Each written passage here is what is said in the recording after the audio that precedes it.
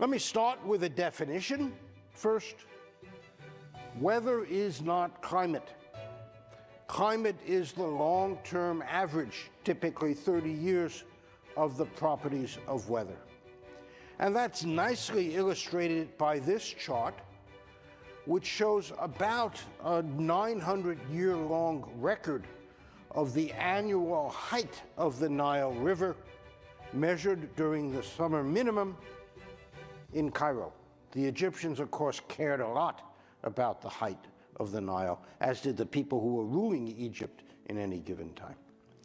And what you see when you look at this graph, the blue values are the annual values, is that there's a lot of up and down from year to year.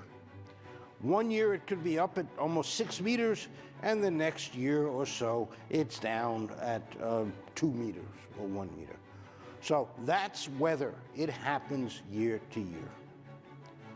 The second is if you look at the 30-year average, which is the red line, you can see that it also goes up and down a lot.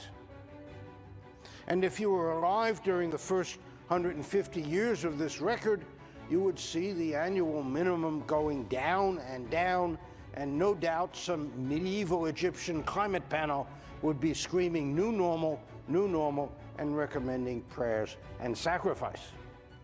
In fact, the climate varies a lot on its own. Human influence was entirely absent during this time. And if they had just waited a couple hundred years after 700, you see it comes back up quite a lot. So you can get fooled a lot by year-to-year variability or by variability over decades. And untangling the response to human influences from this natural variability of the climate system is something that is a major challenge in the science.